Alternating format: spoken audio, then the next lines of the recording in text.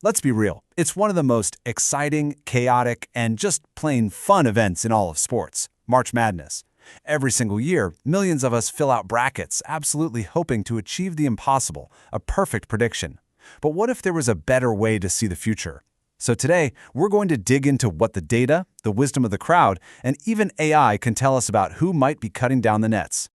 This is the million-dollar question, isn't it? It's the one that sparks endless debates among fans, analysts, and, anyone with a team to root for. But let's just forget gut feelings for a second. What does the data actually say? Okay, so right off the bat, the data points to a few clear frontrunners. We're seeing Duke leading the pack with a 21% chance of winning it all. Then you've got Michigan at 18% and Arizona at 12%. But here's the thing. These numbers aren't coming from some panel of experts on TV. Nope, they're coming from somewhere way more interesting. That's right. These are not the opinions of a handful of sports analysts. These probabilities are being generated by thousands of people, all putting their real money where their mouth is. This, my friends, is the wisdom of the crowd in action. So how does this collective wisdom get turned into actual hard numbers? Well, it all comes down to this really fascinating concept called a prediction market.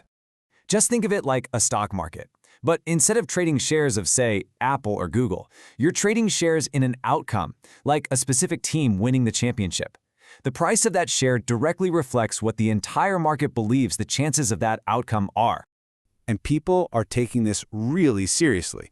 On just one platform, Polymarket, there's been almost $1.5 million traded on who will win the NCAA tournament. This is way beyond casual guessing. We're talking about predictions backed by some serious financial conviction.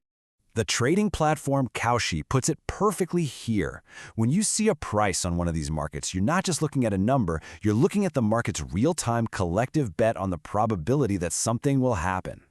So here's the absolute key takeaway.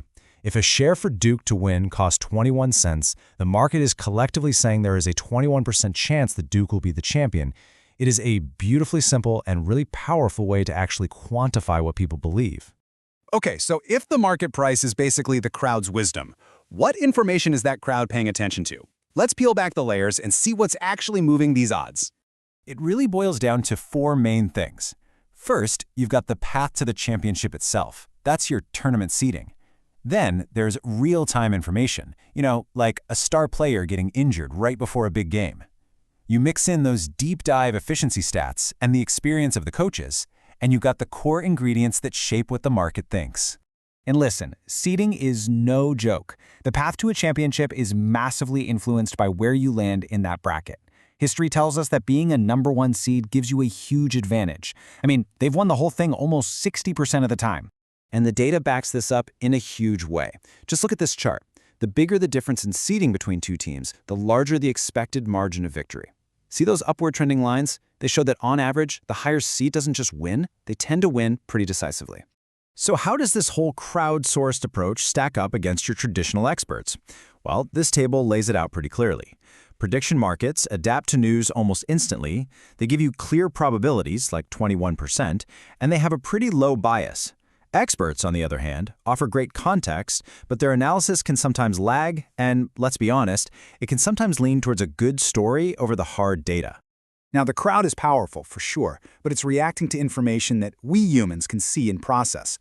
What if we could take all those factors, seeding, injuries, stats, and find patterns that are hidden deep inside the data? Well, that brings us to the new frontier, trying to predict a champion with AI. This is where it gets really, really cool.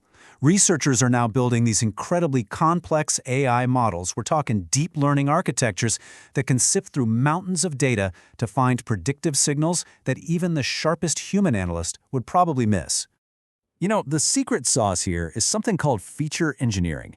Basically, instead of just feeding an AI raw stats like points per game, engineers create smarter inputs. Things like ELO ratings, which is kind of like a chess rating for teams, or custom scores that adjust a team's performance based on how tough their schedule was.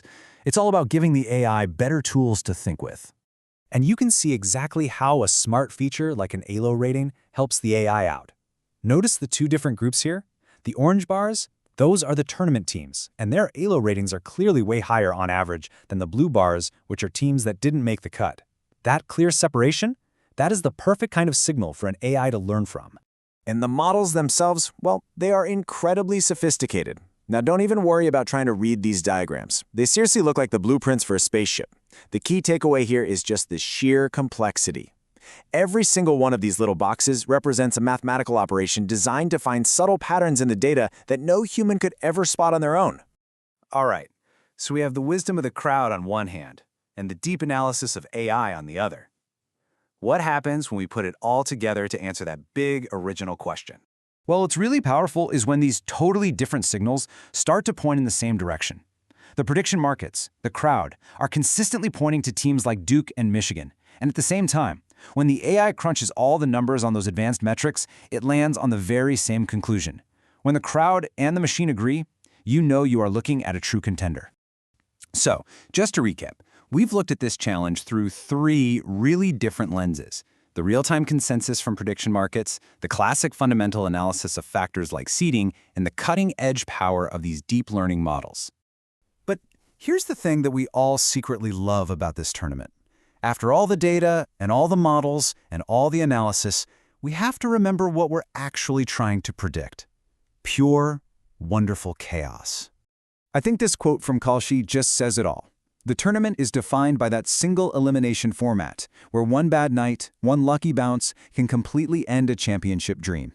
It's exactly what allows for those underdog Cinderella stories we all love so much. So this leaves us with a pretty fascinating question.